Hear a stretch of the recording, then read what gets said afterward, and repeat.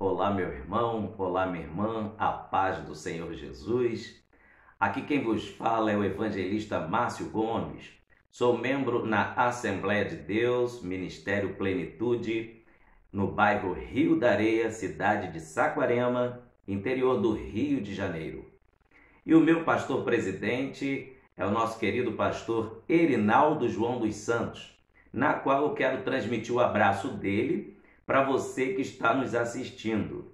Amém? Este vídeo faz parte do Ministério de Evangelização de nossa igreja, cujo título e o nome do canal, dessa plataforma, o nome dele é Estudos Bíblicos Ministério Plenitude. Seja muito bem-vindo e que Deus seja louvado e glorificado através da sua vida assistindo esse canal. O intuito desse canal é que vidas sejam edificadas, curadas, libertas, batizadas no Espírito Santo, edificadas, enfim, que a palavra de Deus tenha a sua primazia total e cumpra aquilo para que ela veio fazer e realizar.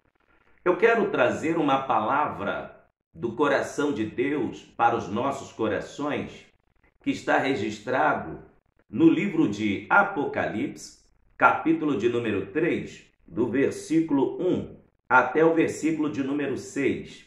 Diz assim a palavra de Deus: E ao anjo da igreja que está em Sardes, escreve: Isto diz o que tem os 7 Espíritos de Deus e as 7 estrelas. Eu sei as tuas obras, que tens nomes de que vives e estás morto. Sê vigilante e confirma o restante que estava para morrer, porque não achei as tuas obras perfeitas diante de Deus. Lembra-te, pois, do que tens recebido e ouvido, e guarda-o, e arrepende-te. Se não vigiares, virei sobre ti como um ladrão, e não saberás a que hora sobre ti virei. Mas também tem em Sardes algumas pessoas que não contaminaram suas vestes, e comigo andarão de branco, porquanto são dignas disso. O que vencer será vestido de vestes brancas, e de maneira nenhuma riscarei o seu nome do livro da vida, e confessarei o seu nome diante de meu Pai e diante dos seus anjos. Quem tem ouvidos, ouça o que o Espírito diz às igrejas. Meus amados, esse texto sagrado, ele é uma carta que foi direcionada muito especialmente ao anjo da igreja de Sardes, para que ele transmitisse a mensagem do Cristo glorificado, do Cristo ressurreto, à igreja em Sardes. É bom lembrar um pouquinho sobre a cidade de Sardes. Continuando ao rumo sudeste de Tiatira, o mensageiro teria de viajar cerca de 50 quilômetros até Sardes, a antiga capital da Lídia.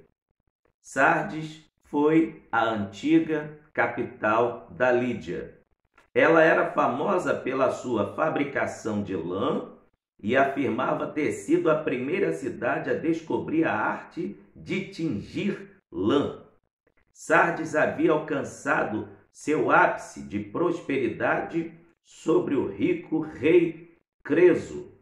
O rei Creso foi um dos primeiros a cunhar moeda de prata e ouro. A cidade, com seus investimentos, ela chegou a ser bilionária. Foi uma das primeiras cidades que teve sob tutela do antigo Império Romano, que chegou a cunhar moedas, de tão rica que ela ficou sobre a tutela, o governo, do rei Creso.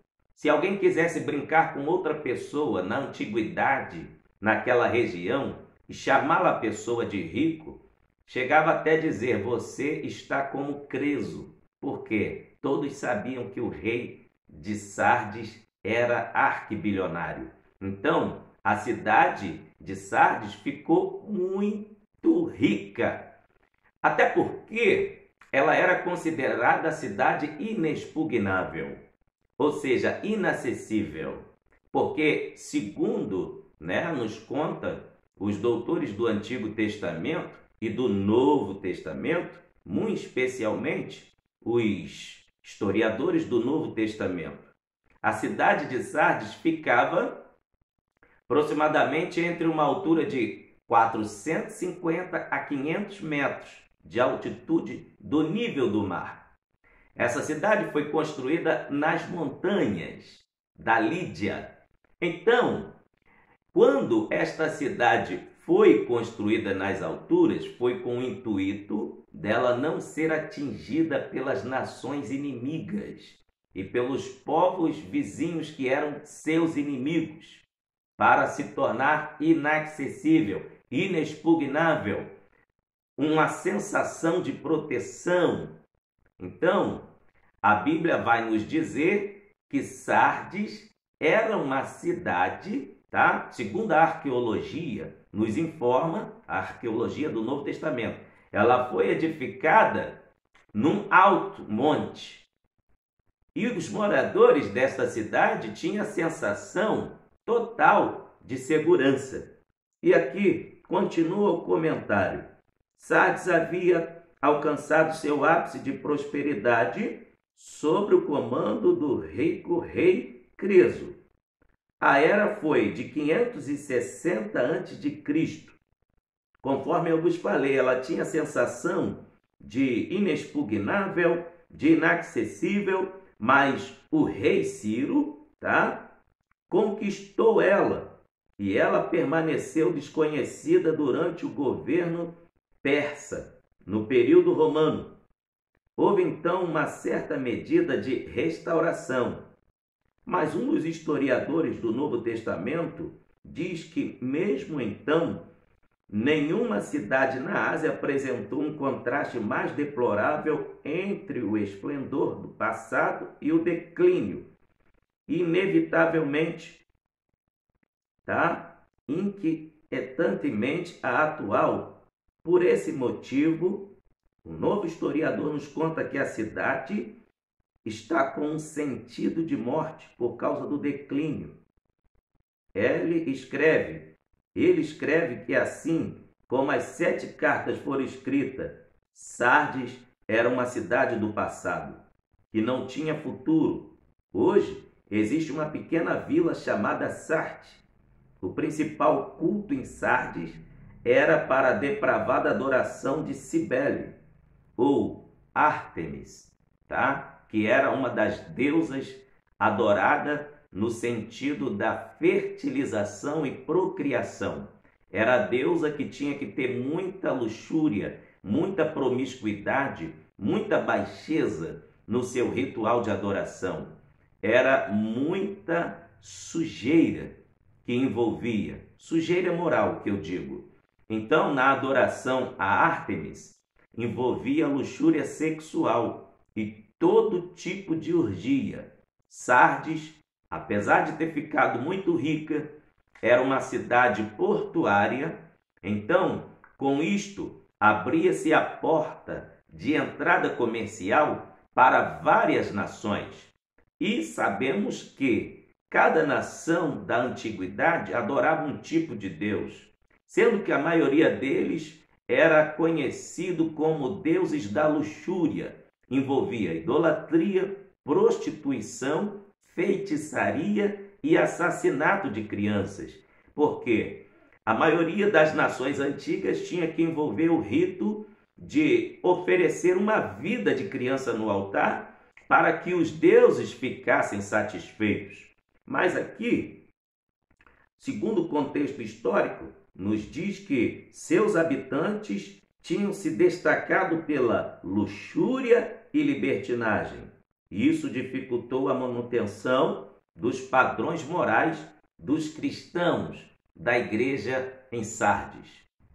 E preocupado com a vida moral dos cristãos em Sardes, Cristo, então, se revela a João quando ele estava na ilha chamada Pátimos, por causa da palavra de Deus. João estava ilhado na ilha de Pátimos, porque o imperador não foi adorado pelos cristãos e muito menos por João. Quem dominava Roma naquela época era o imperador Domiciano.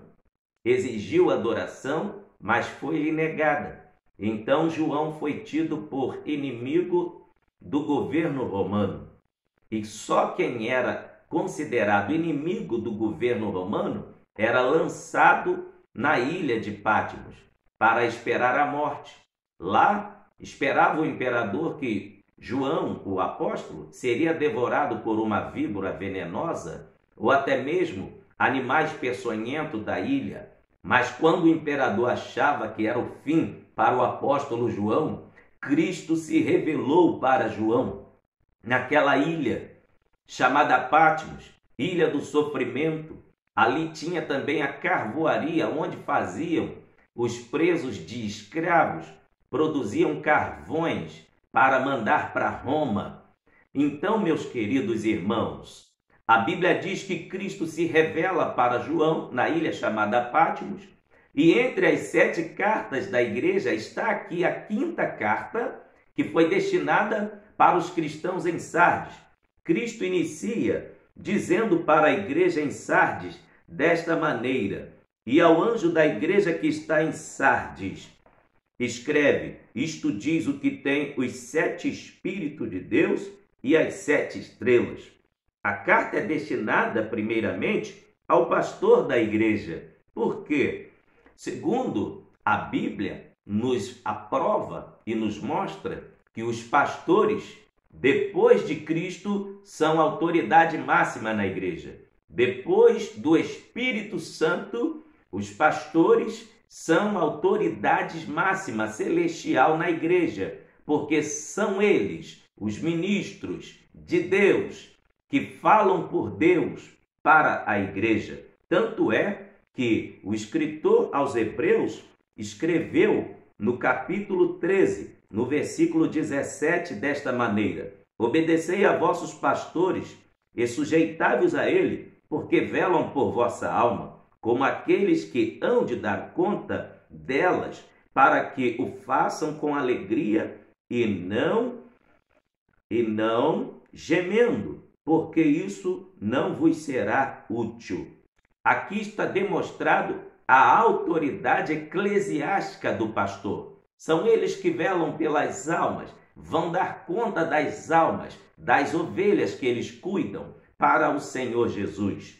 Então também, Jeremias capítulo 3, versículo de número 15, a Bíblia vai dizer que os pastores são autoridades que Deus escolhe para colocar nas igrejas. Não são igrejas que escolhem os pastores para administrá-las e para dirigi-las. É o próprio Deus que escolhe os pastores para administrar e guiar e dirigir as igrejas, orientados pelo Espírito Santo. Jeremias capítulo 3, versículo de número 15, vai nos dizer desta maneira: e vos darei pastores segundo o meu coração, que vos apacentem com ciência e com inteligência. Então, aqui em Apocalipse, nós encontramos que a carta foi dirigida ao pastor da igreja, não foi dirigida a nenhum membro diretamente. Por quê? Quando Cristo quis cobrar a responsabilidade do que estava acontecendo na igreja, a primeira pessoa a ser responsabilizada pela igreja é o pastor, sendo que Cristo é o dono da igreja, porque Cristo comprou a igreja com seu sangue e ele há de pedir conta a cada pastor, por cada detalhe administrado na igreja. Ser pastor é levar em seus ombros uma grande responsabilidade. Agora, veja aqui também mais um detalhe no capítulo 3, no versículo 1. Cristo se apresenta para João na ilha de Patmos para endereçar a igreja de Sardes nesta carta que ele tem os 7 Espíritos de Deus e as 7 estrelas. Porque Cristo se apresenta como aquele que tem os 7 Espíritos de Deus. Significa que ele possui o Espírito Santo na sua totalidade. Em Isaías, capítulo de número 11, versículo 1 e o versículo de número 2, vai declarar-nos que o Espírito Santo seria derramado em sua total plenitude no ministério do Senhor Jesus Cristo, para que ele fosse guiado, dirigido, arregimentado na totalização da regência do Espírito Santo no seu ministério. Isaías capítulo 11, versículo de número 1 e 2 diz assim: porque brotará um rebento do tronco de Jessé, e das suas raízes um renovo frutificará, e repousará sobre ele o Espírito do Senhor, o Espírito de sabedoria, o Espírito de inteligência, o Espírito de conselho, e o Espírito de fortaleza, o Espírito de conhecimento e o Espírito de temor do Senhor. Está aqui registrado as sétuplas ações do Espírito Santo. Não quer dizer que aqui, quando Cristo se apresenta para João como aquele que tem os 7 Espíritos de Deus, que Deus tem 7 Espíritos. Não. Em Efésios capítulo 4, versículo 4, a Bíblia vai nos dizer: porque há um só Deus, um só Senhor e um só batismo e um só Espírito. O Espírito Santo é somente um, mas também as suas ações são 7. O número 7 representa a perfeição. É o Espírito Santo que aperfeiçoa a obra de Deus aqui na face da terra. É o Espírito Santo que aperfeiçoou o ministério do Senhor Jesus Cristo. Por esta razão que Cristo se apresenta para João através desta carta para transmitir à igreja de Sardes que a igreja, aleluia, precisava urgentemente da ação do Espírito Santo. Aleluia. Cristo também, no versículo 1 do capítulo 3, se apresenta como aquele que tem as 7 estrelas em suas mãos. Agora vejamos em Apocalipse, capítulo de número 1, versículo de número 20. A Bíblia vai nos dizer que as 7 estrelas são os 7 anjos que estão nas mãos do Senhor Jesus Cristo. Agora, por que Cristo se apresenta para João, aleluia, como aquele que tem as 7 estrelas? E para endereçar esta carta à igreja de Sardes, afirmando que os 7 pastores das 7 igrejas da Ásia estão nas mãos de Jesus.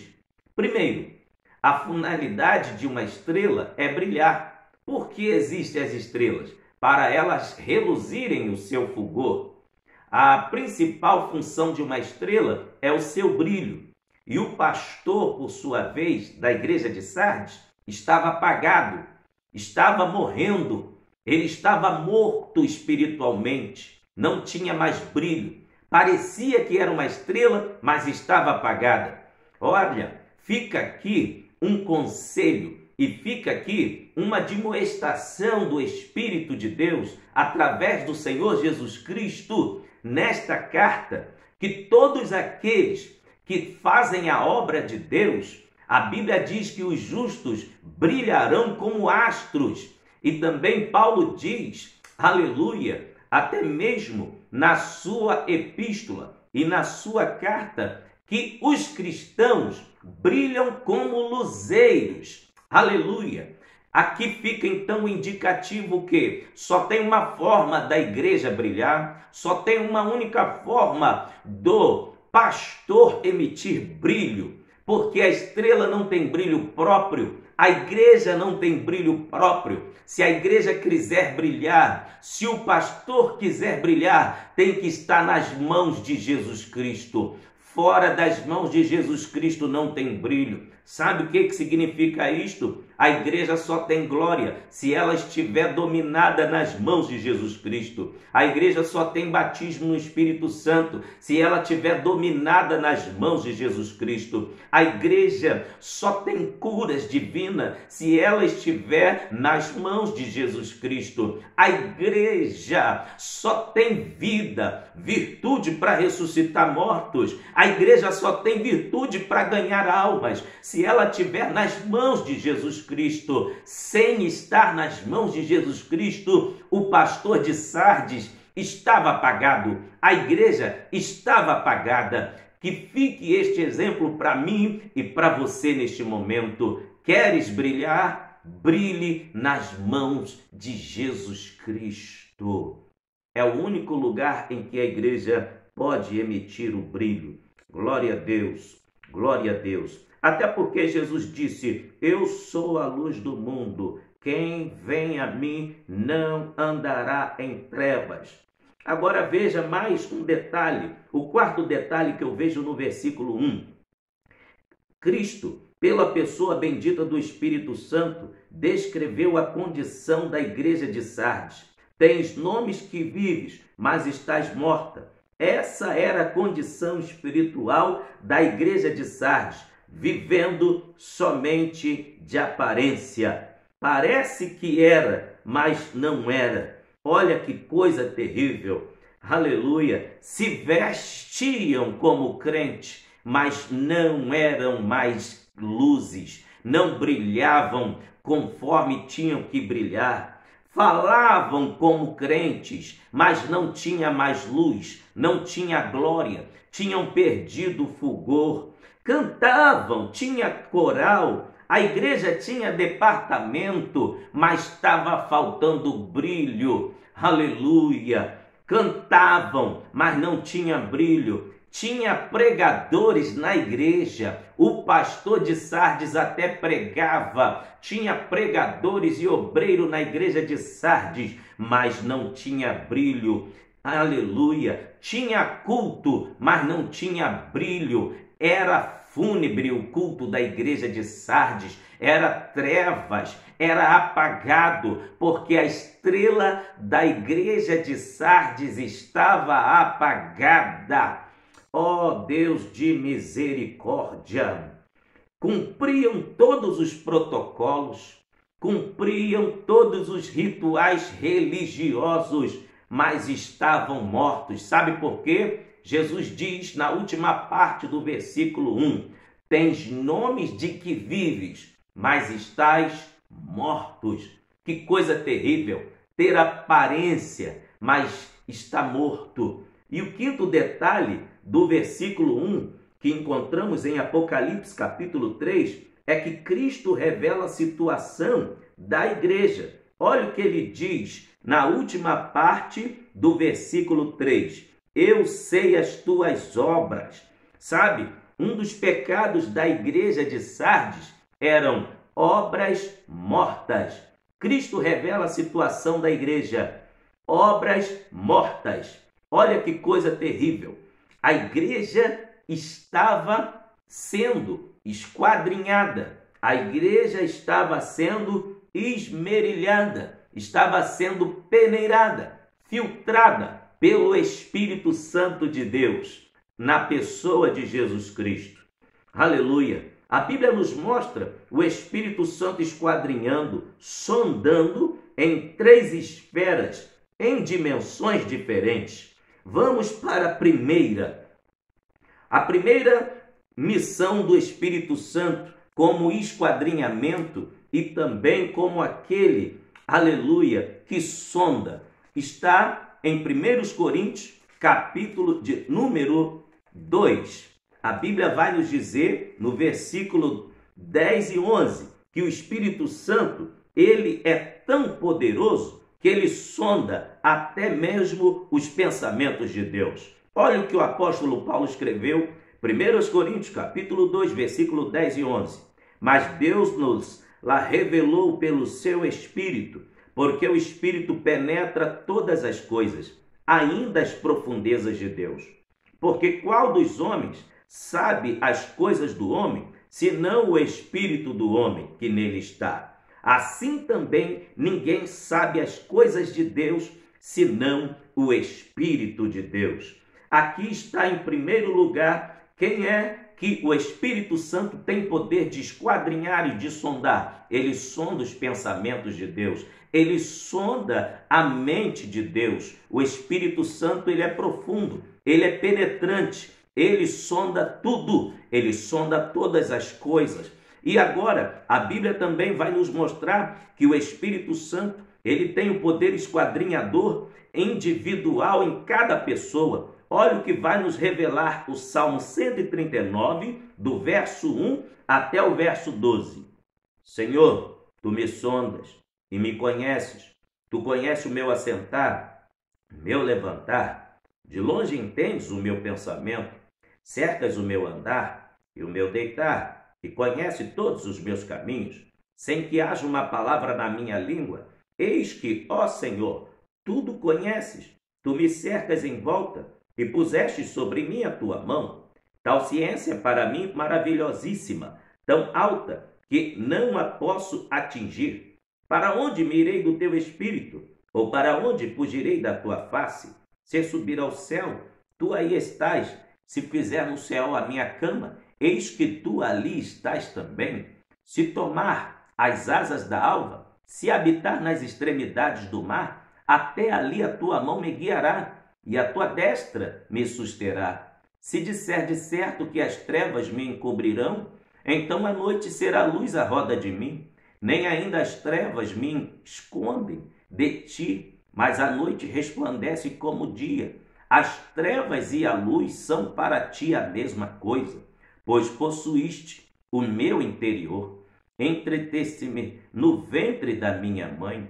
Aleluia! Eu te louvarei, porque de um modo terrível e tão maravilhoso fui formado. Maravilhosas são as tuas obras, e a minha alma o sabe muito bem.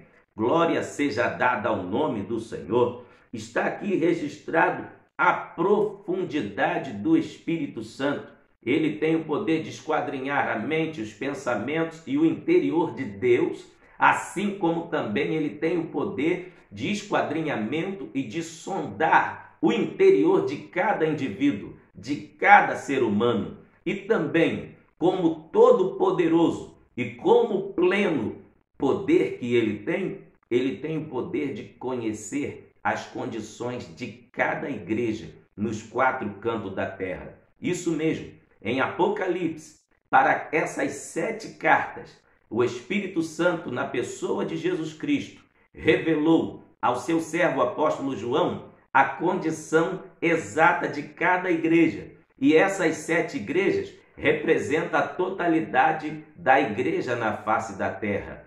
Umas caminhavam mais ou menos, outra caminhava muito bem, e a maioria, umas estavam mortas espiritualmente, outras estavam capengando. Nós vamos ler aqui a sondagem do Espírito Santo na realidade das igrejas nos 4 cantos da terra. Essas 7 cartas representam a real situação de cada igreja espalhada nos 4 cantos da terra. Vamos para a primeira sondagem do Espírito Santo em cada igreja nos 4 cantos da terra. Apocalipse capítulo 2, versículo 2 e 3 diz assim: Eu sei as tuas obras e o teu trabalho e a tua paciência, que não podes sofrer os maus, e puseste à prova os que se dizem ser apóstolos e não são.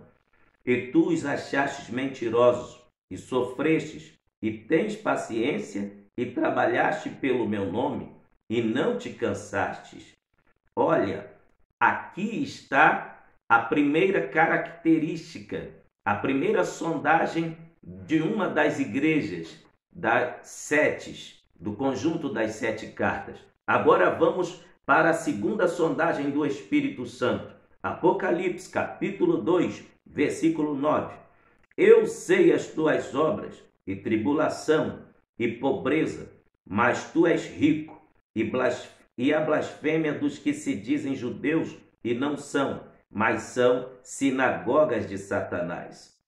Aqui encontramos a segunda carta para a igreja de Esmirna, sendo que a primeira foi endereçada para a igreja de Éfeso. Agora vamos para a terceira situação da igreja, tá? A terceira carta, a igreja de Pérgamo, está agora em Apocalipse, capítulo 2, versículo 13. Eu sei as tuas obras e onde habitas, que é onde está o trono de Satanás, e retens o meu nome, e não negaste a minha fé. ainda nos dias de Antipas, minha fiel testemunha, o qual foi morto entre vós, onde Satanás habita. Mas tem umas poucas coisas contra ti, porque tens lá os que seguem a doutrina de Balaão, o qual ensinava Balaque a lançar tropeço diante dos filhos de Israel, para que comessem dos sacrifícios da idolatria e se prostituíssem. Está aqui a terceira condição da igreja em Pérgamo. Agora, vamos para Apocalipse, capítulo 2, versículo 19. A quarta carta à igreja de Tiatira. Eu conheço as tuas obras, e a tua caridade, e o teu serviço, e a tua fé, e a tua paciência, e que as tuas últimas obras são mais do que as primeiras. Mas tenho contra ti o tolerares que Jezabel, mulher se diz profetiza, ensine e engane os meus servos para que se prostituam e comam dos sacrifícios da idolatria. Olha que coisa terrível que estava acontecendo na quarta igreja, que era a igreja de Tiatira. Agora vamos para a quinta carta, que é a quinta igreja. Apocalipse, capítulo 3, versículo 2. Diz assim, versículo 1 e versículo 2. E ao anjo da igreja que está em Sardes, escreve, isto diz o que tens os 7 Espíritos de Deus e as 7 estrelas. Eu sei as tuas obras, que tens nomes de que vives e estás morto. Esta era a situação da igreja de Sardes, na qual é a carta que estamos ministrando. Agora vamos para a sexta igreja, que é a igreja de Filadélfia. E ao anjo da igreja, capítulo 3, versículo 7 e 8.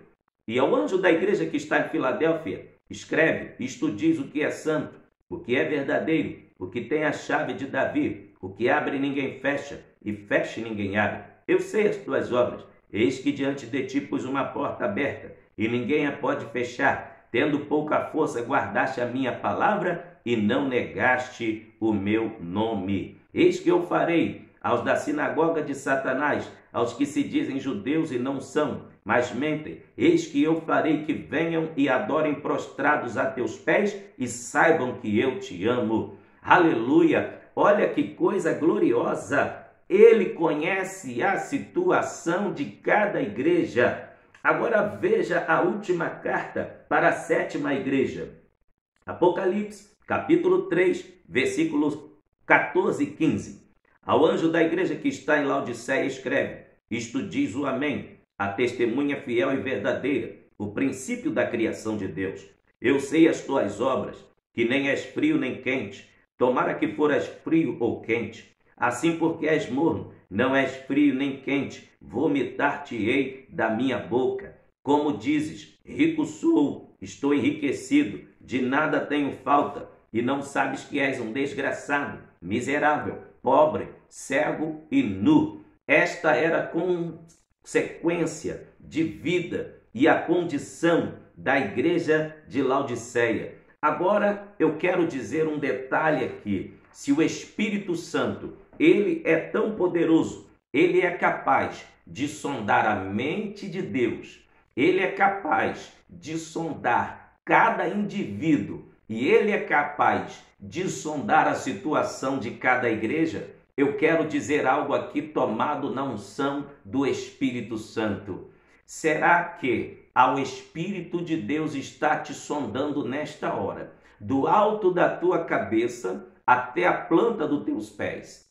Como que se sente o Espírito de Deus neste exato momento ao contemplar você?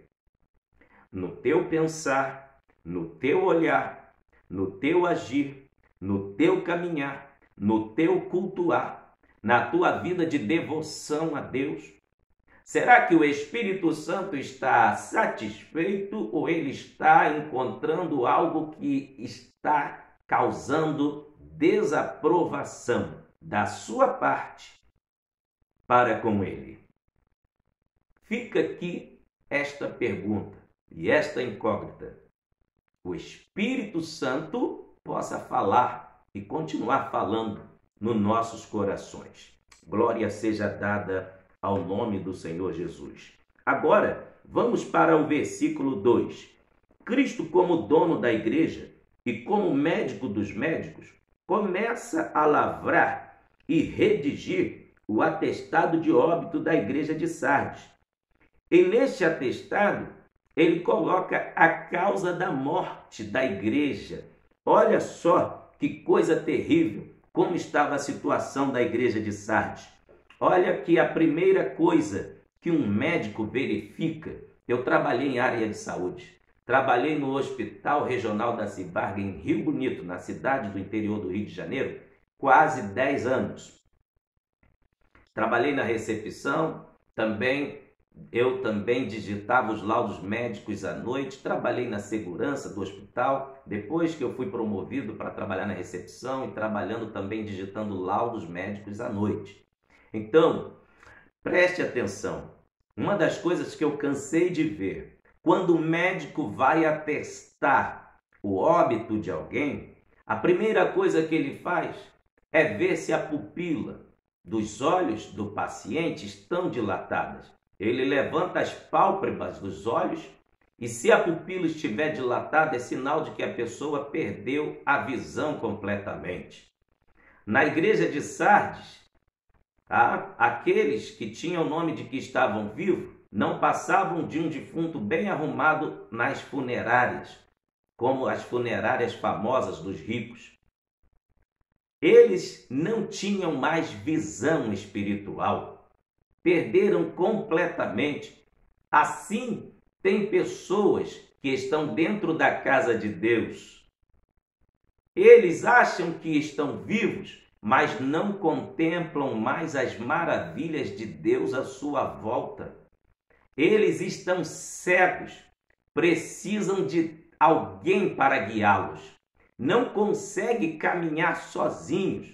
Estão sempre dependentemente espiritualmente falando. Sempre tem que ter uma muleta. Sempre tem que ter alguém colocando as mãos nas costas para lhe guiar, porque está cego espiritualmente. A segunda coisa que o médico faz para testar, quando o paciente está morto, ele põe a mão no pescoço, na altura da jugular, que é esta veia aqui que joga sangue para o nosso cérebro. E se parou a pulsação, se parou de pulsar o sangue, é porque realmente o paciente morreu. Tem pessoas que estão nesta condição, estão na casa de Deus, mas o sangue parou de pulsar. Quando o sangue para de pulsar, significa que o coração parou totalmente. E se o coração parou, é porque não existe mais emoção. Não existe mais aquele batimento no coração para dar um glória a Deus, para dar um aleluia, para glorificar a Deus, para dar um testemunho sobre algo que Deus realizou na sua vida. O coração não bate mais para evangelizar, o coração não bate mais para cantar, para pregar, para se apresentar ao seu pastor, para você desenvolver algo para a obra de Deus, porque o coração está parado. E se o coração está parado, parou as atividades. Existem aqueles que estão na igreja, mas o coração está parado. Não tem mais nenhum amor, não sente nenhuma sensibilidade pela obra de Deus, mas está lá na igreja de enfeite. Apenas tens nome de que vives, mas está morto. O médico também faz outro algo para conferir e para finalizar e para declarar a hora da morte e a hora do óbito. O médico também confere a temperatura. Se o corpo estiver frio, estiver gelado, é porque morreu realmente. Conforme eu lhes falei, existem aqueles que estão dentro da casa de Deus, mas estão cegos, estão totalmente cegos. Não vê mais nada, não vê o agir de Deus a seu redor e nem na sua vida, ainda que Deus esteja trabalhando por ele e em volta dele. Existem aqueles que o coração está parado, ele não tem mais amor, não sente nenhuma sensação, não tem mais vontade, o coração não arde mais para dar um glória a Deus, para falar em línguas estranhas, porque ele está morto. E agora vem a terceira consequência da morte, vem o gelo, porque o sangue parou de circular, e se o sangue parou de circular, parou a oxigenação do cérebro. E se o cérebro para de funcionar, ele parou de pensar em Deus. Se ele parou de pensar em Deus, o que tem na mente dele agora são coisas contrárias a bons pensamentos. Enquanto a Bíblia diz, pensai nas coisas que são de cima e não nas que são da terra. Aleluia! O médico também confere o reflexo, que é a condição movimento corporal. Se não há nenhuma reação, é porque o paciente morreu.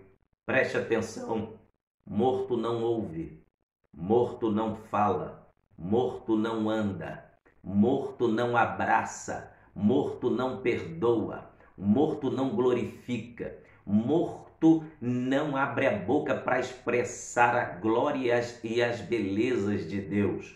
O morto está morto, ele está deitado e não se levanta nunca mais, porque está morto. Aleluia, aleluia. E a Bíblia ainda continua dizendo sobre as causas mortis da igreja de Sardes. Olha só, no versículo 2, a última parte, a Bíblia adverte que uma das causas da morte da igreja de Sardes é que as obras da igreja de Sardes estavam mortas. Isso mesmo, olha só, tens nomes de que vives, mas estás morto. Olha que coisa terrível, obras mortas. Sabe o que é isso? Obras mortas na igreja é obras sem a unção do Espírito Santo. É obras sem a presença divina do Espírito Santo. Sem o Espírito Santo, nada é perfeito. A igreja depende totalmente do Espírito Santo. A igreja depende totalmente do agir do Espírito Santo. Olha o que a Bíblia diz em Jeremias, capítulo 48, versículo 10. Maldito o homem que faz a obra de Deus fraudulosamente, de qualquer maneira. É isso mesmo. Tem gente que diz assim, eu vou cantar um hino e não ensaiei não, mas como é para Jesus, eu vou cantar a si mesmo. Meu querido, se você não ensaiou, não cante. Como é para Jesus, faça o melhor. Tem pessoas que ganham oportunidade para pregar, nem estudou a palavra e diz assim, eu ganhei oportunidade. Vou desfolhar umas folhas da página da Bíblia aqui, aonde cair eu vou pregar. Meu querido, não faça isso. Se é de qualquer maneira, faça as coisas de qualquer maneira para você. Você não está fazendo algo para qualquer um.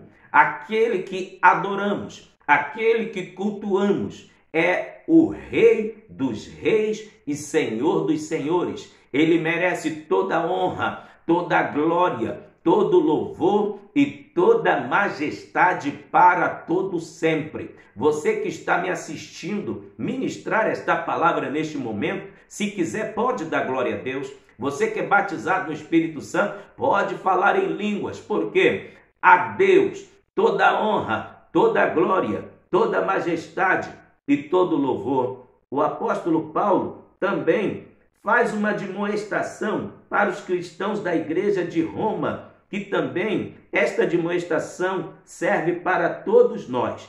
Em Romanos capítulo 12, versículo 5 até o versículo 8, olha o que Paulo diz para quem faz a obra de Deus e trabalha na igreja. Assim nós, que somos muitos, somos um só corpo em Cristo, mas individualmente somos membros uns dos outros, de modo que, tendo diferentes dons, segundo a graça que nos é dada, se é profecia, seja ela segundo a medida da fé. Se é ministério, seja em ministrar. Se é ensinar, que haja dedicação ao ensino. Ou o que exorta, use esse dom em exortar.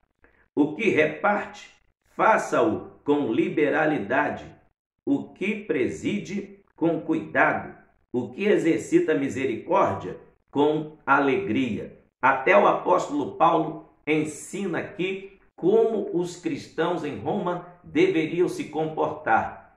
Em outras palavras, o apóstolo Paulo estava querendo dizer: para Deus o melhor, para Deus sempre o melhor, para Deus o melhor, para Deus sempre o melhor. E o Espírito de Deus toma os meus lábios aqui para declarar para você neste momento: para Deus faça o melhor, para Deus sempre o melhor. O melhor glória a Deus, o melhor hino, o seu melhor vestir, o seu melhor andar, o seu melhor falar, o seu melhor deitar, o seu melhor levantar, o seu melhor agir. Quer comamos, quer bebamos, quer façamos tudo, qualquer outra coisa, façamos tudo para a glória e honra do nome do Senhor, porque a Ele toda honra, toda glória, todo louvor para todo sempre. Aleluia! E é bom lembrar que a igreja de Sardes estava com obras imperfeitas porque faltava o Espírito Santo na igreja. Olha só, meus queridos, se a Bíblia declara em Gênesis capítulo 1, do versículo 1 ao 3,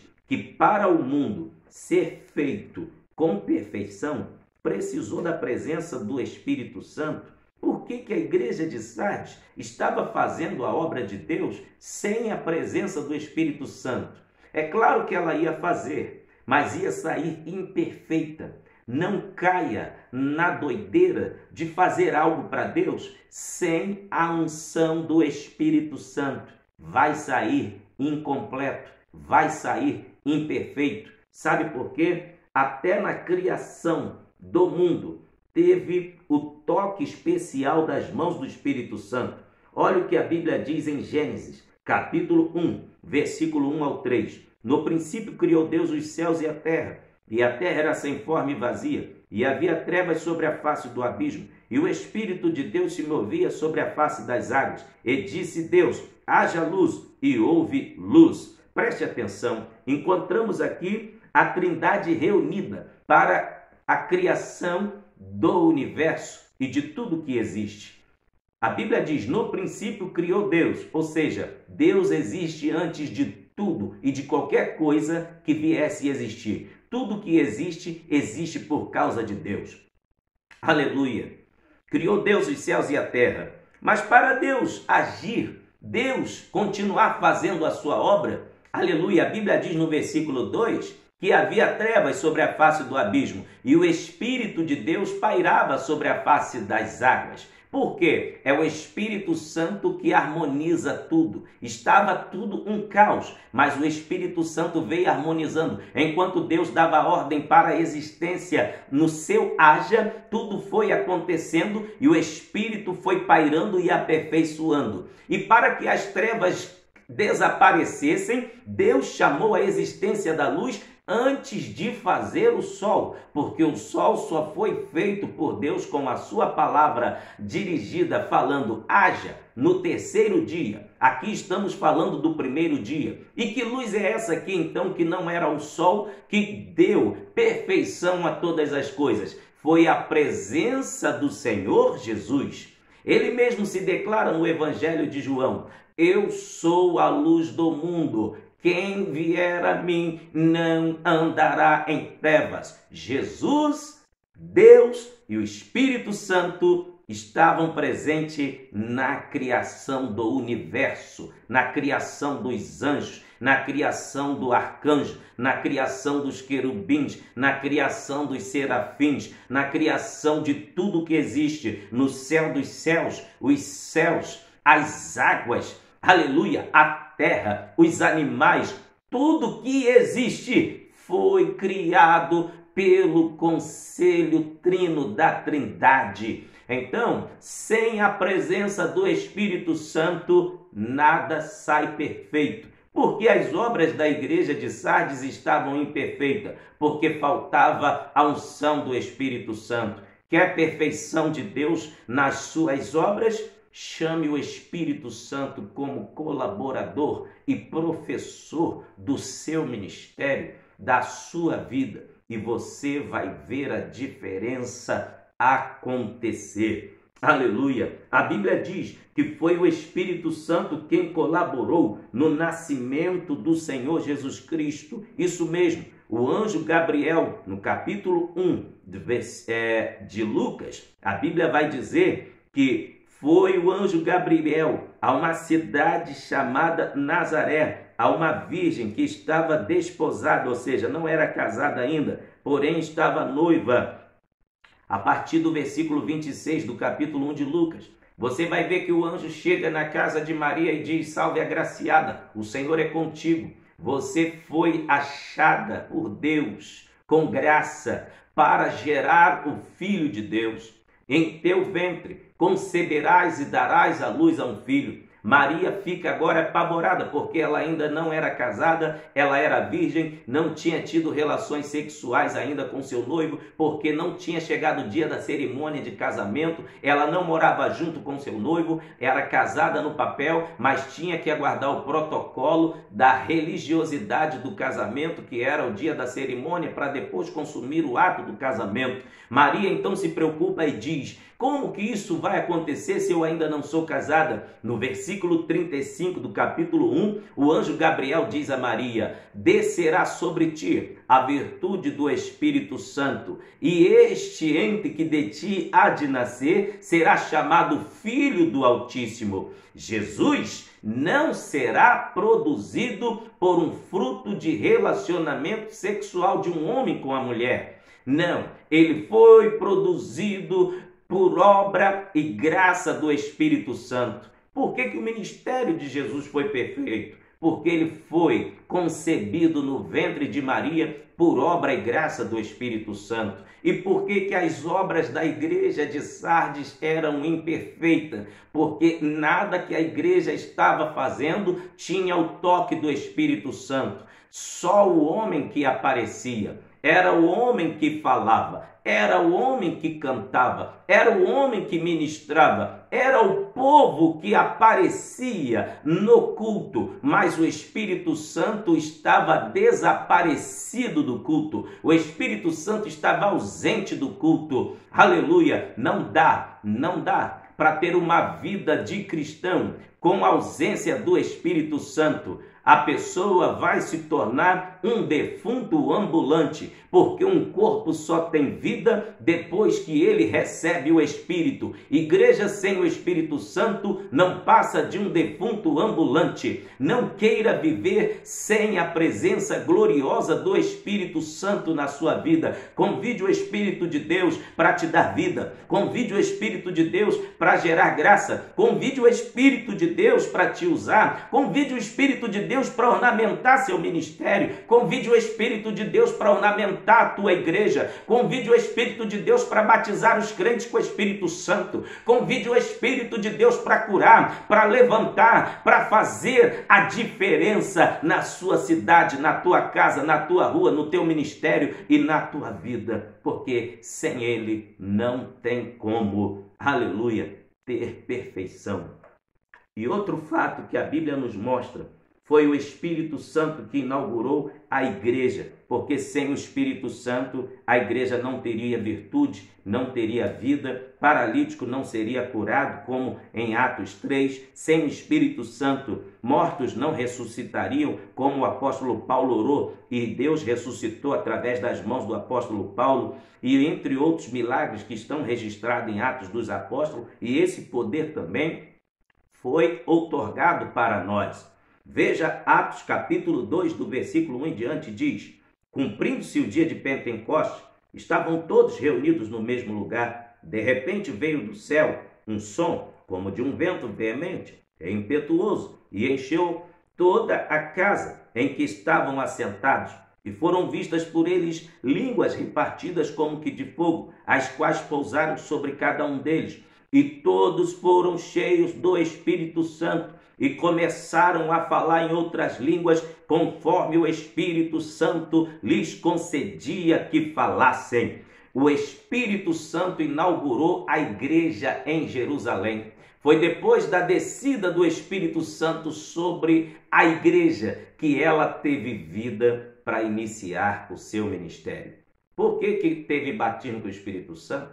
Em Atos dos Apóstolos, Você lê do capítulo 2 em diante. Por que no capítulo 3 o coxo foi curado?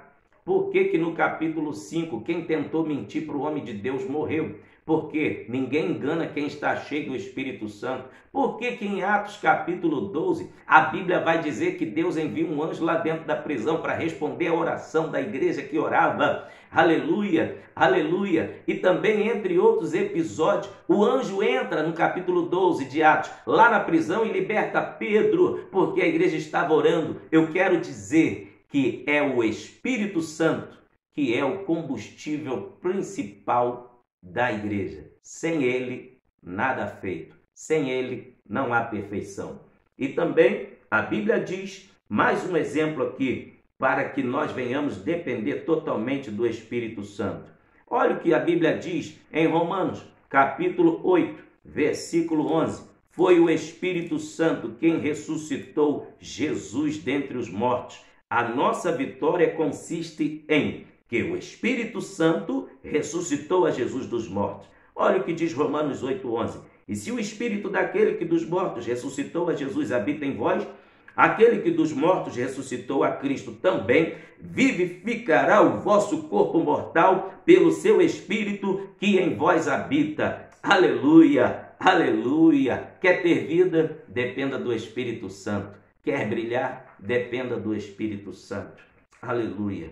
Então, uma das coisas que foi lavrado no atestado de óbito da igreja de Sardes, que não havia o Espírito Santo nela. Aleluia. Uma das causas mortis foi que as obras da igreja estavam mortas. E se estava morta é porque estava imperfeita. E se estava imperfeita é porque faltava a unção do Espírito Santo. Agora, vamos para mais um detalhe do versículo 2 de Apocalipse, capítulo 3. Uma das causas da morte da igreja de Sardes foi a falta de vigilância. Olha o que o Senhor vai dizer no capítulo 3 de Apocalipse, no versículo 2. Ser vigilante. Ele inicia dizendo, ser vigilante. A Bíblia diz que Cristo exorta-nos em Mateus, capítulo 26, e o versículo de número 41, acerca da vigilância. Para que serve a vigilância? Vai servir muito, até mesmo para o dia do arrebatamento da igreja. Mateus 26, 41, a Bíblia diz assim, vigiai e orai, para que não entreis em tentação. Na verdade, o espírito está pronto, mas a carne é fraca. Não ache de qualquer maneira, em nenhuma hipótese, nunca ache que você é o bambambam, que você é forte e que você faz e acontece. Não. Tudo o que acontece perfeito na sua vida é por causa do Espírito Santo. Vigiai e orai para que não entreis em tentação. Cristo nos admoesta nesta palavra para que venhamos sempre orar para que a tentação não entre em nosso caminho, porque Deus conhece as nossas fraquezas. E um dos pecados e uma das causas mortis da igreja de Sardes foi a falta de vigilância. Cristo exorta na carta, ser vigilante. Aleluia. A Bíblia diz que a falta de vigilância fez Sansão, o juiz de Israel, dormir nos braços de Dalila, uma prostituta que adorava a uma divindade chamada Dagon. Sansão acabou cego e virou o palhaço dos filisteus, porque Dalila só queria descobrir a origem da força do Sansão. Está registrado em Juízes, capítulo 16 em diante. Cuidado! O diabo, ele lança os seus dardos inflamados. Aquele que não estiver vigiando cai na rede do passarinheiro. Que nós possamos vigiar. A Bíblia diz que Sansão, de um homem forte, vitorioso, a partir do capítulo 13 de Juízes, a Bíblia registra várias conquistas que Sansão obteve, porque o Espírito do Senhor o impulsionava. Não era pelas forças próprias de Sansão. Se você quiser ver os episódios que a Bíblia narra sobre as conquistas e vitórias de Sansão está do capítulo 13 até o capítulo de número 15, ao último versículo. Agora, a partir do capítulo 16 de Juízes, você vai ver que Sansão, não vigiando, contou o segredo, caiu no laço de Dalila, que foi uma mulher endemoniada, que era prostituta da cidade dos filisteus, a cidade de Gaza, e então ele virou palhaço dos filisteus. Os filisteus vazaram seus olhos com a ponta da espada. Ele teve que trabalhar no moinho do pavilhão central dos filisteus.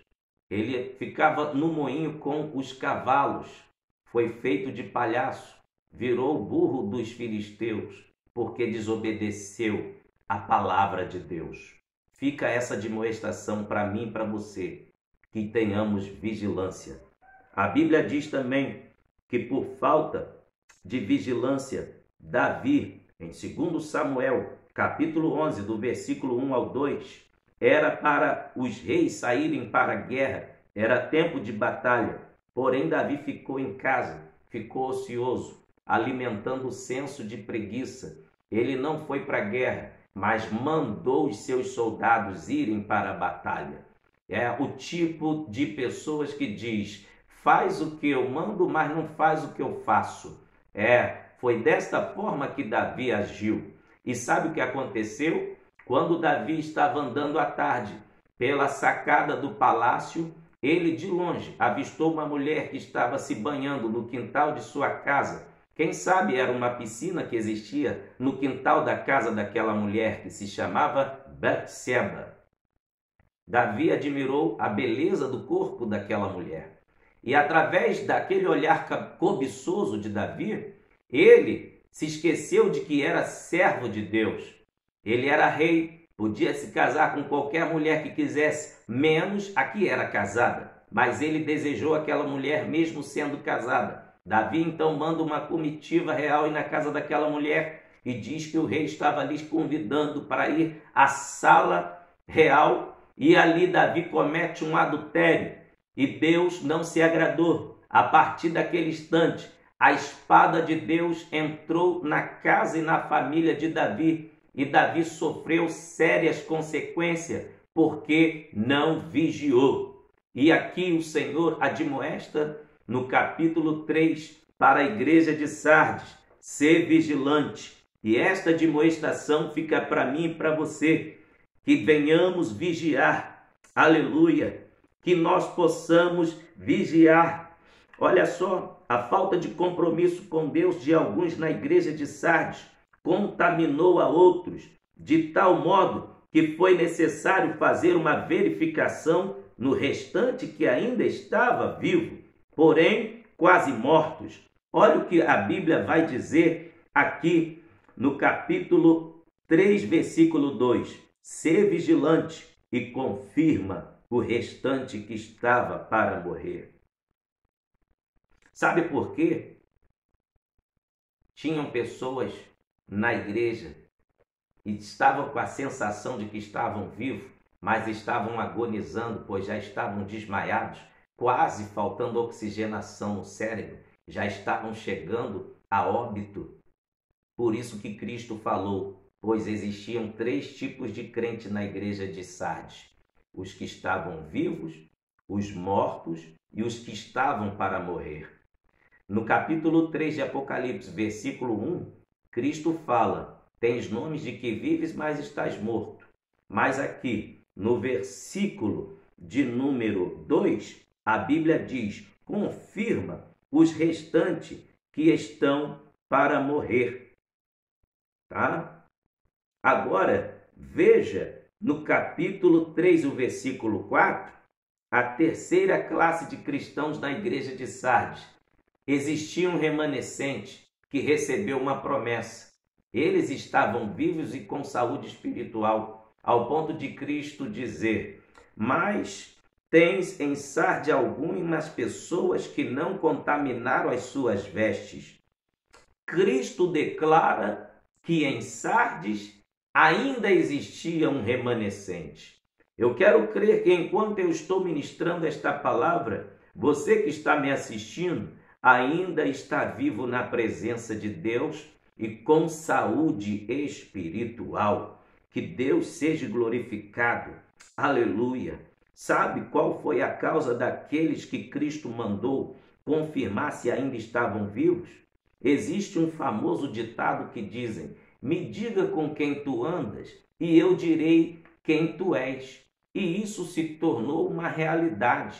Sabe, aqueles cristãos que estavam em pecados, porque Sardes era uma cidade portuária, vinha pessoas de vários países com o intuito de comercialização. As portas da cidade, através do seu porto marítimo, eram abertas para a comercialização de várias nações. E com isso vinha um grupo de pessoas que adoravam outros deuses. A cidade ficou tão rica, que o povo ficou rico. E então, a Bíblia não é contra o cristão ser próspero financeiramente. A Bíblia é contra o dinheiro virar um Deus para o cristão. E na igreja de Sardes, tinha pessoas que o dinheiro virou um Deus para eles.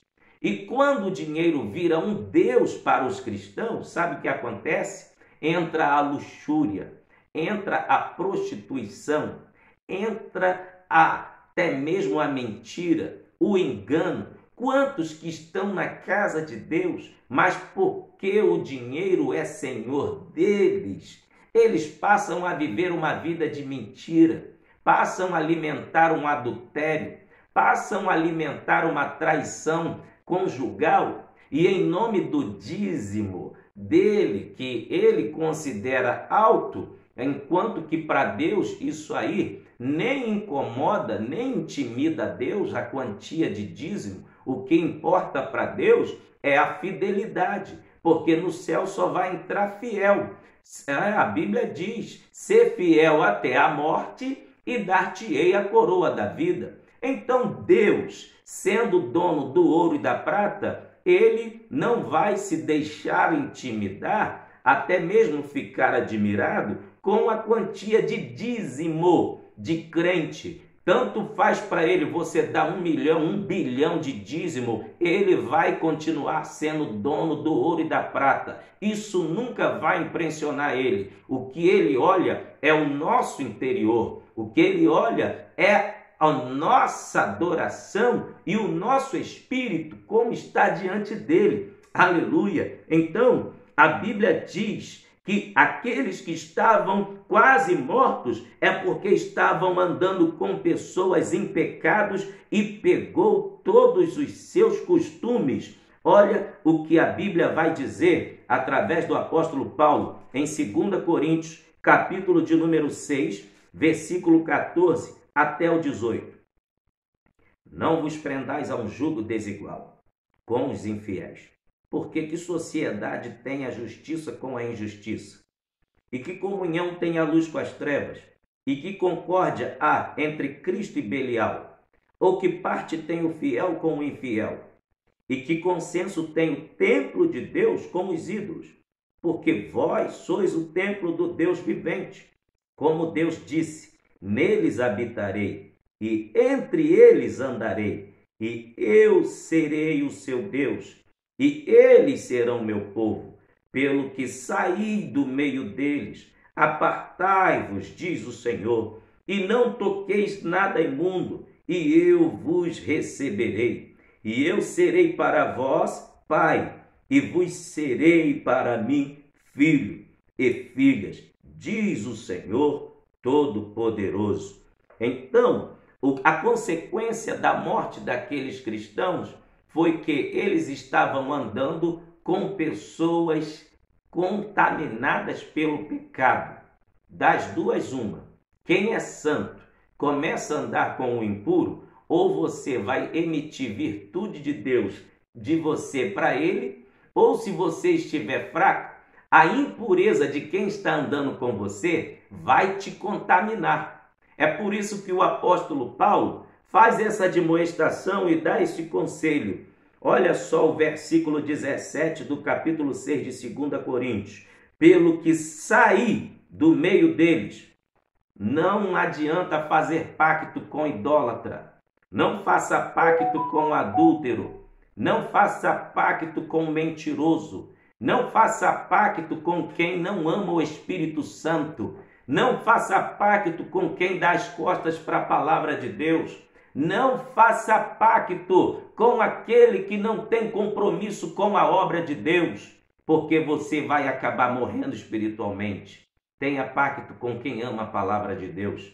Tenha pacto com quem ama fazer a vontade de Deus, com quem vive para Deus e serve a Deus em espírito e em verdade. Olha o que diz Amós, capítulo de número 3. Olha o que a Bíblia vai nos falar. Aleluia. Eu quero ler para que nós venhamos ter uma compreensão pela santa palavra de Deus. Amós, capítulo 3, versículo 3. Andarão dois juntos, se não estiverem de acordo? É o que a palavra de Deus está falando aqui. Agora olha o que diz 1 Pedro, capítulo 1, versículo de número 15.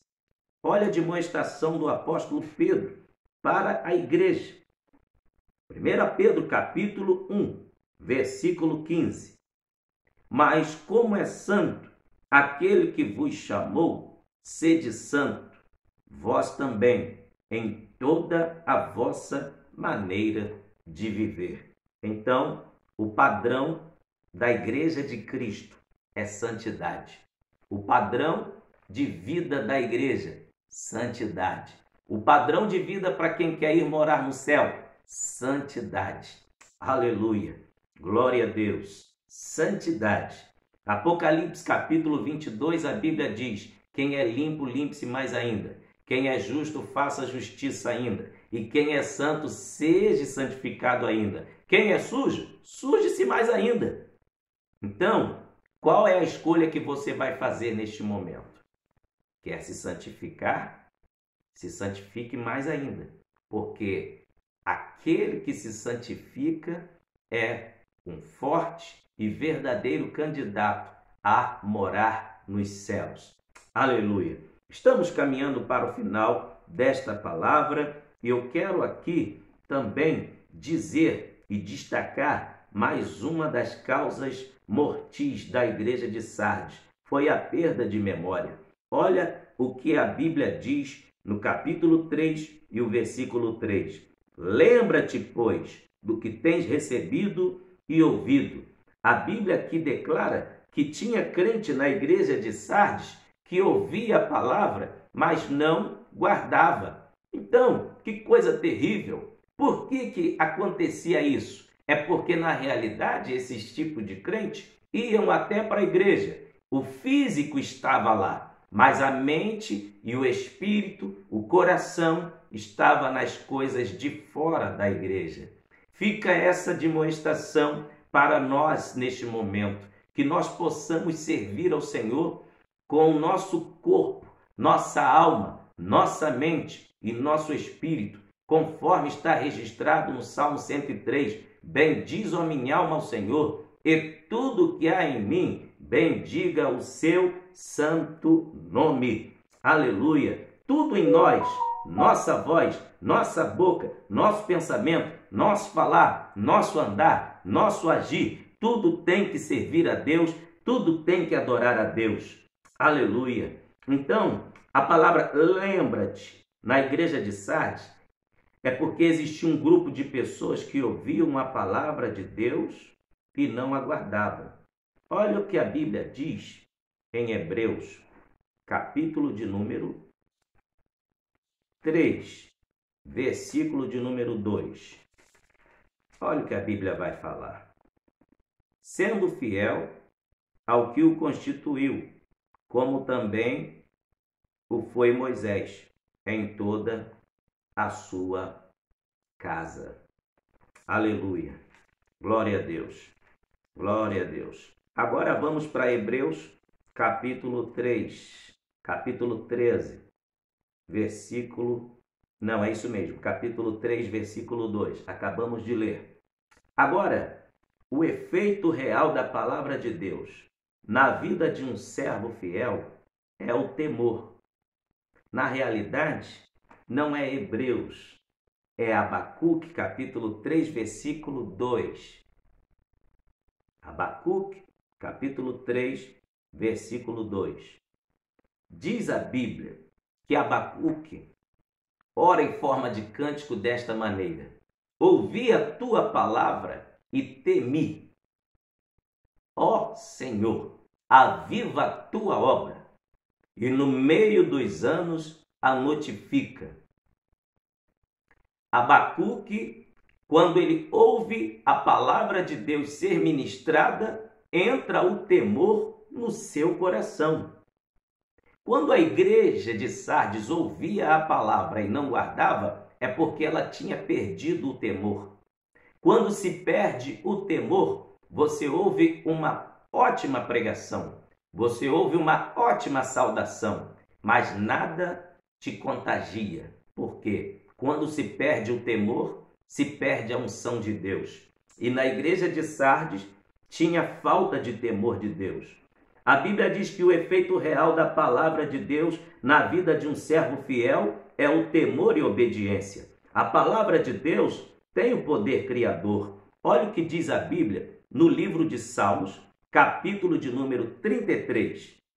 Salmo de número 33 e o versículo de número 8 e 9. Toda a terra tema ao Senhor, temam todos os moradores do mundo, porque falou e tudo se fez, mandou e logo tudo apareceu. Agora, o mesmo Salmo 33 e o versículo 6 vai nos falar assim: pela palavra do Senhor foram feitos os céus e todo o exército deles, pelo Espírito da sua boca. Isso mesmo, foi pela palavra de Deus que tudo aconteceu e tudo existiu. Aleluia! E na igreja de Sardes existia falta de temor à palavra. Quando se perde o temor à palavra, os milagres param de acontecer. Quando se perde o temor à palavra, a reverência à palavra, não há mais batismo com o Espírito Santo. Quando se perde o temor da palavra, não existe mais cura, não existe mais voz de Deus na igreja. Entra então é morte espiritual, e era a causa da morte da igreja de Sardes, falta de temor à palavra de Deus. Porque a Bíblia diz: lembra-te, pois, do que tens ouvido e recebido. Aleluia! Fica esta demonstração para mim e para você, que possamos sempre guardar o que a palavra de Deus nos diz. Aleluia! A perda de memória da igreja de Sardes também representa ingratidão. A ingratidão faz muita gente deixar de reconhecer que Deus é a causa de todas as benéfices da nossa vida. Tudo é Deus que faz. Olha o que a Bíblia declara no Salmo 103 sobre gratidão. Bendiz, ó minha alma, ao Senhor, e tudo que é em mim, bendiga o seu santo nome. Bendiz, ó minha alma, ao Senhor, e não te esqueças de nenhum de seus benefícios. É Ele que perdoa todas as tuas iniquidades. É Ele que sara todas as tuas enfermidades. É Ele que redime a tua vida da perdição. É Ele que te coroa de benignidade. É Ele que te coroa de misericórdia. É Ele que enche a tua boca de bens. É Ele que de sorte renova a tua mocidade como a águia. O Senhor faz justiça e juízos a todos os oprimidos. Fez notórios seus caminhos a Moisés e os seus feitos aos filhos de Israel. Misericordioso e piedoso é o Senhor, longânimo e grande em benignidade. Não repreenderá perpetuamente, nem para sempre conservará sua ira. Não nos tratou segundo os nossos pecados, nem nos retribuiu segundo as nossas iniquidades. Pois quanto o céu está elevado acima da terra, assim é grande a sua misericórdia para com os que o temem. Quanto está longe o Oriente do Ocidente, assim afasta de nós as nossas transgressões. Como um pai se compadece de seus filhos, assim o Senhor se compadece daqueles que o temem, pois Ele conhece a nossa estrutura e lembra-se de que somos pó. Então, meu querido, perdão de pecados é Ele que perdoa. Cura, é Ele que libera. Salvação, é Ele que libera. Renovo do nosso físico, é Ele. Tudo é Ele, tudo vem dEle, é para Ele. E a glória sempre será dEle. Aleluia, glória a Deus. A Bíblia fala também em Lucas capítulo 17, versículo de número 11 em diante, que existiu um grupo que estava interessado em receber milagres de Jesus, mas na hora de agradecer foi ingrato. A Bíblia vai falar de 10 leprosos. Olha o que diz do verso 11 até o 19. E aconteceu que, indo ele a Jerusalém, passou pelo meio de Samaria e da Galileia, e entrando numa certa aldeia, saíram-lhe ao encontro 10 homens leprosos, os quais pararam de longe, e levantaram a voz, dizendo: Jesus, mestre, tem misericórdia de nós. E ele, vendo-os, disse-lhe: Ide, mostrai-vos ao sacerdote. E aconteceu que, indo eles, ficaram limpos. E um deles, vendo que estavam sãos, voltou glorificando a Deus em alta voz, e caiu aos seus pés com o rosto em terra, dando-lhe graças. E este era samaritano. E respondendo Jesus, disse: Não foram 10 os limpos? E onde estão os 9? Não houve quem voltasse para dar glória a Deus, senão este estrangeiro? E disse-lhe Jesus: Levanta-te, vai, a tua fé te salvou. Nesse episódio aqui, encontramos a ingratidão de 9 homens. E esses 9 homens eram judeus, tinham um parentesco sanguíneo com o Senhor Jesus. Só tinha um que não tinha um parentesco sanguíneo com Jesus. Era o estrangeiro, o samaritano. E sabemos que os estrangeiros, os judeus, não se davam. Os samaritanos não falavam com os judeus. Mas por causa da lepra, houve aquela comunhão. Isso mesmo, às vezes acontecem determinadas dificuldades na vida de algumas pessoas para voltar a se falar e para voltar a se unir. É verdade. E aqui nesta situação, o samaritano não gostava de judeus e os judeus rejeitavam o samaritano. Para você ter uma ideia, se um samaritano passasse na rua de um judeu, tudo tinha que ser esterilizado, porque eles achavam que os samaritanos eram totalmente impuros. Se um samaritano colocasse a mão na parede da casa de alguém, toda a casa tinha que ser esterilizada. Era algo muito sério, esta penumbra entre eles. Mas aqui encontramos nesse episódio os 10. 9 eram judeus e um era samaritano. Todos eles juntos, todos na mesma situação, para se cumprir o que Paulo escreveu em Romanos. Eis que todos pecaram e destituídos estão da glória de Deus. O pecado coloca os seres humanos no mesmo nível, assim como a lepra colocou tanto o samaritano quanto os judeus no mesmo nível. Mas eles, reconhecendo que Jesus estava entrando naquela aldeia, eles pararam de longe. Como sabiam que eles eram impuros, não podiam se aproximar de Jesus, eles então gritaram de longe: Jesus, mestre, tem misericórdia de nós. Este era o grupo dos doentes que queriam ser curados. E então Jesus liberou uma palavra na mesma hora e disse: vai ao sacerdote, pode se apresentar a ele. Sabemos que quando um leproso que havia sido curado ia ao sacerdote, tinha que levar pelo menos um animal para sacrifício. E todos eles deram um jeito de cumprir o ritual de sacrifício em gratidão pela cura. E quando eles foram se apresentar ao sacerdote, antes de chegarem próximo ao sacerdote, a Bíblia vai dizer que eles foram curados da lepra. Foi no caminhar, foi quando eles obedeceram à ordem de Jesus que eles foram curados, porque a obediência constitui-se da bênção e a bênção se constitui-se da obediência. Os dois andam juntos. Então, por eles obedecerem o que Jesus falou, foram curados no meio do caminho. Quando aquele que estava leproso observou que não tinha mais doença, ele falou: eu não vou cumprir protocolo judaico agora não. Vou voltar diante do mestre que me curou e vou agradecer. A Bíblia diz que somente um voltou para agradecer e dar glória a Deus. A Bíblia diz que ele voltou glorificando a Deus pelo caminho. E ele voltou dando graças a Deus. E sabe o que ele fez quando ele chegou perto de Jesus? Ele colocou o rosto em terra, colocou o rosto próximo aos pés de Jesus. E este voltou e deu glória a Deus, agradeceu a Deus, deu graças a Deus. E com o mesmo volume de voz que ele gritou, chamando Jesus de mestre, com a mesma intensidade, ele agradeceu e deu glórias a Deus.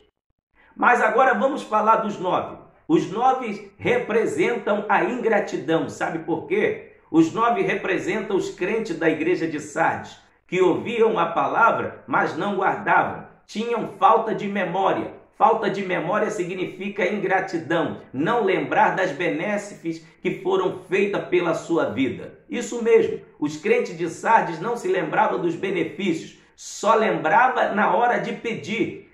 Foi o que aconteceu com os 9 judeus. Eles tiveram voz para gritar, assim tem crente que vai para a igreja, tem voz para fazer clamor alto. Quando o cerco está fechado, o parafuso está apertando, quando ele está cheio de enfermidade, ele tem voz para clamar, ele tem tempo para jejuar, ele tem tempo para ler a Bíblia, isso mesmo. Mas quando é para agradecer, ele não se lembra. O que os 9 fizeram? Continuaram indo, foram cumprir o protocolo diante do sacerdote e não voltaram para agradecer a Jesus. Mas este que era excomungado pelos judeus, era humilhado, era ridicularizado pelos judeus, esse que diziam que não era nada, tratavam ele como indigente, voltou, teve capacidade para dar glória a Deus. Com a mesma voz que ele usou gritando para pedir, foi a mesma voz e o mesmo volume que ele usou para agradecer. E os ingratos só usaram o volume de voz para clamar e pedir, mas não usaram o volume de voz para agradecer. E o que teve gratidão, ele voltou para agradecer. E os ingratos não voltaram para agradecer. Na igreja de Sardes, tinha aqueles que só iam com intuito para receber milagre, só para receber bênção, mas voltar para dar o culto em ações de graça e voltar e se lançar aos pés daquele que lhe abençoou, eram poucos que voltavam. Quantos que frequentam a igreja só para receber milagres e bênçãos, mas não tem peito nem voz para dar glória a Deus na hora do agradecimento. E outro detalhe que eu aprendo aqui, os ingratos chamaram até Jesus de mestre. Sabia que os ingratos reconhecem o poder de Jesus Cristo? Para chamar Jesus de mestre, eles estavam reconhecendo Jesus como o médico dos médicos. Jesus, mestre, tem misericórdia de nós. Outra coisa, outro detalhe que a Bíblia mostra, eles também reconheciam que Jesus é misericordioso, mas eles não voltaram para dar glória a Deus pela misericórdia de Jesus e não voltaram para dar glória a Deus, porque Jesus é médico dos médicos, tem todo o poder para curar de qualquer enfermidade. Esse é o retrato de crente que estava dentro da igreja de Sardes, igual aos 9 leprosos. Tinham 10, só um voltou para agradecer. E esta associação semântica textual, posso lhe dizer, porque Jesus compara aqui na igreja de Sardes, no versículo 4, dizendo que a minoria estava com vida na casa dele ainda. Essa minoria representa esse que voltou para agradecer. Olha o que a Bíblia diz, Apocalipse 3:4. Mas tem em Sardes algumas pessoas que não contaminaram as suas vestes e andarão de branco comigo. Aleluia. Caminhando agora para o final da mensagem, eu quero finalizar dizendo, aleluia, que eles receberam uma promessa, que andariam de branco. Em Eclesiastes 9:8 a Bíblia diz, Em todo tempo seja alva as tuas vestes, nunca falta o óleo sobre a sua cabeça. E no versículo 4 ainda tem um segundo detalhe. Para Deus o que conta para a salvação, além da santificação, é o padrão moral. Por quê? Cristo diz, tem em Sardes algumas pessoas que não se contaminaram. Sabe o que significa aqui? Não se contaminaram? Pessoas que não entraram no ato da imoralidade sexual e nas orgias dos costumes do mundo. Naquela época, como se envolvem até hoje alguns que acham que estão dentro da igreja e podem se esconder. Mas de Deus ninguém se esconde. Do Espírito Santo ninguém se esconde, conforme eu expliquei no início da mensagem. Então, o que para Deus conta é a moral. E é a moral e a santidade, vida santa, que vai contar para a salvação. Olha só, quando Cristo promete, andarão de branco, significa que eles serão justificados. Os vencedores andarão de branco. Os vencedores serão justificados eternamente. E comigo andarão de branco. Também o branco representa justiça, além de santificação. A cor branca representa justificação. Aqueles que entrarem nos céus pelas portas estarão justificados eternamente. Por quê? A sua conduta de vida, a sua moral é que vai lhe credenciar para ir morar no céu.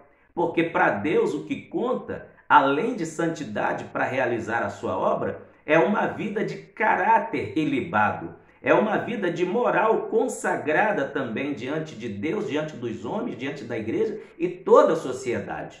Olha o que Jesus vai dizer em Mateus capítulo 7, versículo de número 21 até o versículo 23. Nem todo aquele que me diz Senhor, Senhor, entrará no reino dos céus, mas aquele que faz a vontade de meu Pai que está nos céus.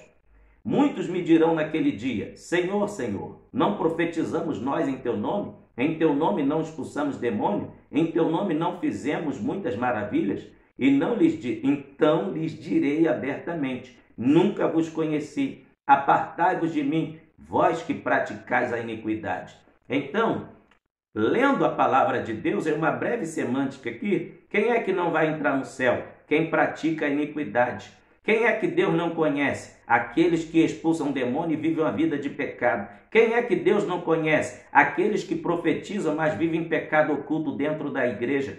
Quem é que Deus não conhece? É aquele que acha que porque está no reino dos céus, mas vive uma vida relaxada diante de Deus, acha que por estar profetizando, por estar expulsando o demônio, está fazendo sinais e maravilhas, vai morar no céu. Mas só vai morar no céu aqueles que lavam as suas vestes no sangue do Cordeiro. Apocalipse capítulo 22, versículo 14. É aquele que adulterava e não adultera mais. Aquele que mentia e não mente mais. Aquele que roubava e não rouba mais. É aquele que vivia na prostituição, mas agora é lavado, redimido pelo sangue de Jesus. Mas aqueles que vivem no pecado, acham que estão escondendo do pastor, acham que estão escondendo da esposa, do marido, do pai, da mãe, da sociedade, está se enganando a si mesmo. E não adianta ter nome no rol de membro da igreja aqui na terra se o nome não estiver escrito no livro da vida. Tem pessoas que têm até credencial de convenção, tem credencial de obreiro da igreja, tem credencial de ministro, tem credencial de membro, tem até carteira de missionário, missionária, mas se estiver com a vida em pecado, não é reconhecido no céu. Pode até ter registro de convenção, pode até ter registro da igreja, numeração de número de membro na sua credencial, no seu cartão de membro, mas se não tiver a do céu, de nada adianta. Estamos concluindo esta mensagem, mas antes eu quero dizer algo aqui também da parte de Deus para finalizar esta palavra. Vejamos também no versículo 5. Cristo faz uma promessa para os vencedores. Aleluia! A quem vencer, será vestido de branco, conforme eu lhes falei. Aleluia! Será vestido de vestes brancas. De maneira nenhuma riscarei o seu nome do livro da vida. Sabe o que significa isto? Assim como cada cidade tem um livro de registro de moradores, e quando alguém falece, o nome está lá no cartório da cidade, mas consta como falecido, então o CPF é cancelado, não se conta mais com as obras e atitudes daquele indivíduo porque ele faleceu. Nas cidades antigas funcionava também desta maneira. Quando alguém cometia um pecado capital, uma gravidade, uma infração, aquele prefeito da cidade, isso eu estou lhes falando segundo o contexto histórico, tá? Narra nesses livros, tá? Nos contextos históricos do Novo Testamento, da Antiguidade. Segundo o contexto nos fala que quando alguém cometia um pecado a nível capital, era expulso da cidade e o nome era apagado do rol do livro, né?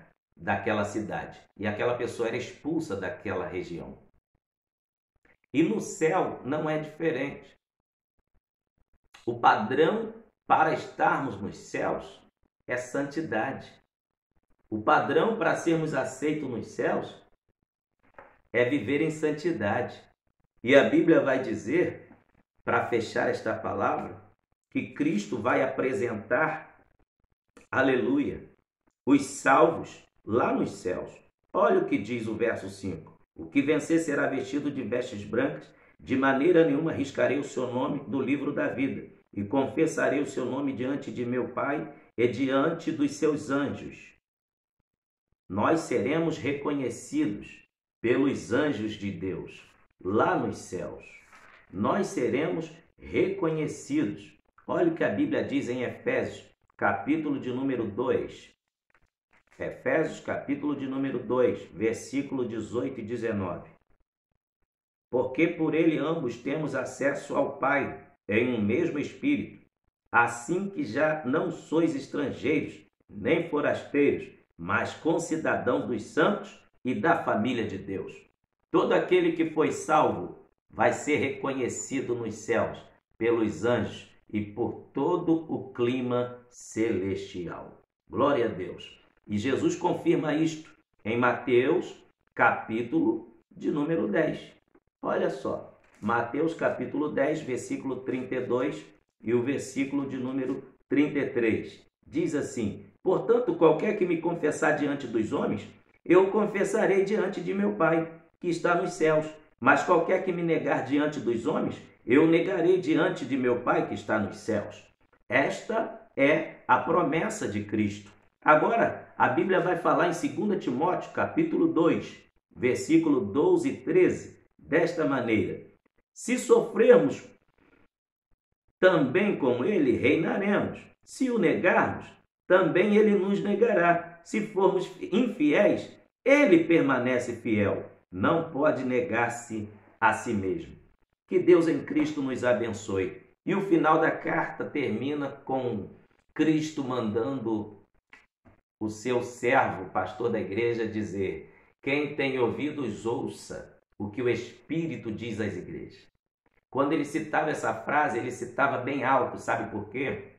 Naquela época não existia editoras nem gráficas. Quem produzia os livros eram os escribas.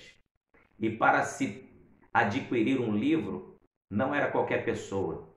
Só os ricos possuíam livros e tinham privilégios de tê-los na cabeceira da sua cama.